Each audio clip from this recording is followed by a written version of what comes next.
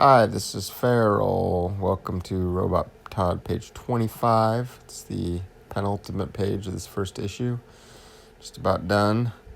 In this page, we have we're going back to there's the thumbnails. If you want to take a little sneak peek at that, my little process there. I normally don't thumbnail that much, but I was trying to figure out the dialogue on this page, especially.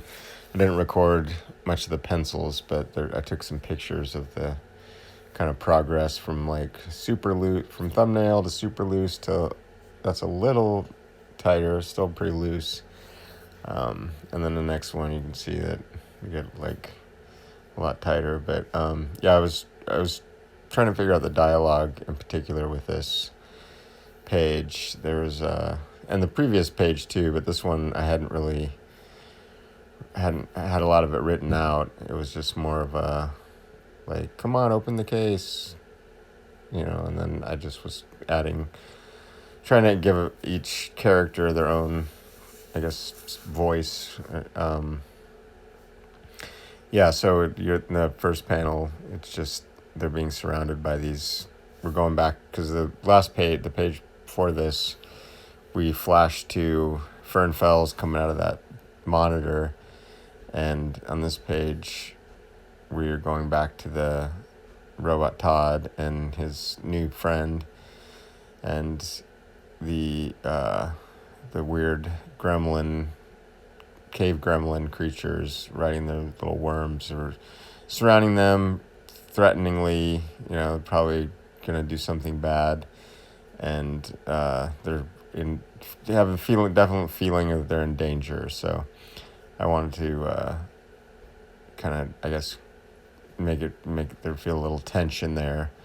So I just have the guy, like the doll character, asking, "What do you think they want?" And then Sep's like, "I don't know, to eat us maybe." Like no one really knows, but it's probably nothing good. And Robot Todd's just kind of trying to figure it out, like what to do, or maybe he's just observing. I don't know, but yeah, so once the pencils are all tightened up to a certain point, I do the lettering. I went in and did the lettering, and I have the doll talking in these sort of like square formatted word balloons, whereas Sept and Fern are more in traditional looking word balloons, and I have that weird kind of stylized tails that I do, and I want to make sure they go to everyone's mouth or as close to pointing to their mouth as possible, rather than just do like a general direction, like, oh, it's coming from this character. I want it to actually the tail to actually go right up to the character's mouth, or as close as I can without actually covering the figure. Yeah, so Robot Todd actually too, he does talk. There's my cat again, Grayson. They always like to come right when I'm making these videos. I spend maybe like an hour or two a day on these pages, or I try to, but yeah, it's some reason it's right around the time they're up from the nap and want to hang out. So I'm getting cat hair all over in my paints and everything. But yeah, once I got the lettering in, I go and ink with one of these Faber-Castell Pitt pens, usually size S and then XS. My XS got bent, the tip got bent. I think I mentioned last video I dropped it, so I just ordered some more. But yeah, it's really annoying to use because I have to kind of hold it in a certain way to get it get the line right. And this page, there was a lot of figures on it, and normally with these Robot Todd pages, I've just been inking the foreground characters and leaving the background, everything I just leave that for color. When I paint it, I just kind of paint, use the pencil line as the line. And if I want to define something, I'll use the paints to make a line.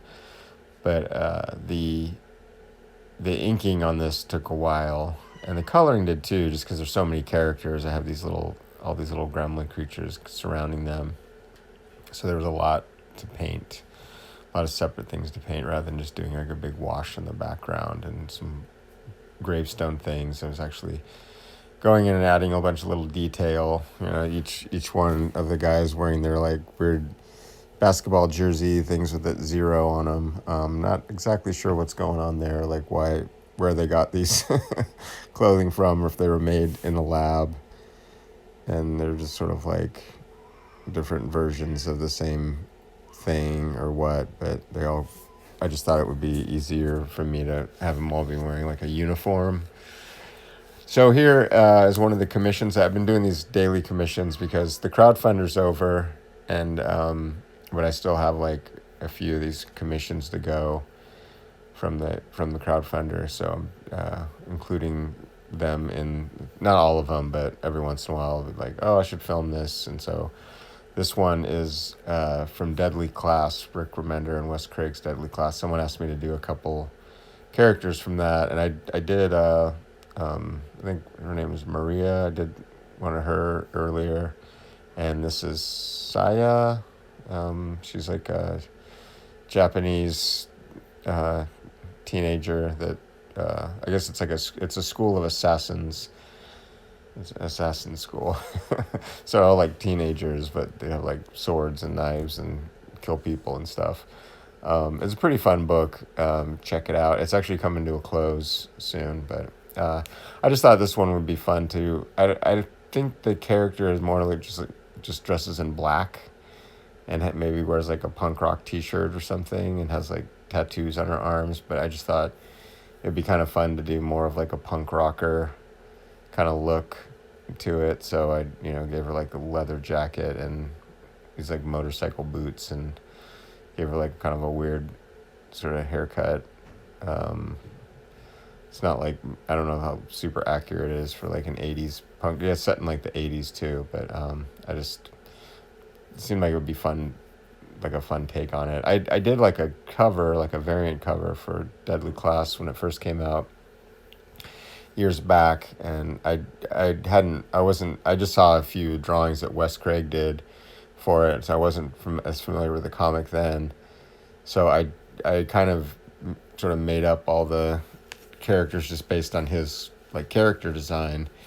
Kind of made my versions of it, and I did a drawing of her on the cover that was kind of more like with that kind of hair like that. So I thought it'd be fun to not have it super accurate to the comic, but kind of in the spirit of the comic, I guess. Okay, so we're back to the ROBot TOD page now, and I'm coloring it, as you can see, and I'm using up the last bit of that blue, that hyper blue, intense blue. I forget what it's called. They're like liquid watercolor. They come in these little jars, Dr. Martens. I think I have it in the description too if you want to check it out. But I squeezed some into this little jar that I have there on the left, you can see, and added some water to dilute it. And I usually have to dilute it some more to get those backgrounds. And I do like a few passes over it. So lately I've just been kind of doing a wash over the entire page or each panel. This page actually colored, you can see I colored panel to panel. And here I'm actually touching up areas with pen that I missed, just because there's so much detail on this page that for me, like a lot of detail, I missed some spots inking.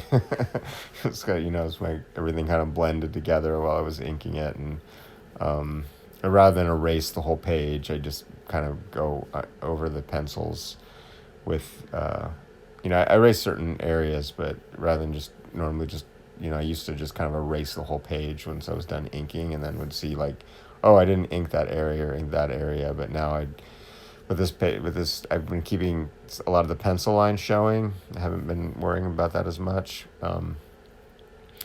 So yeah, I just noticed as I was coloring it, I'm like, oh, I didn't ink that area. But you kind of have to wait for the watercolor to dry, because those pens don't bleed, but unless the actual watercolor is wet and then you apply the pen, then they will bleed.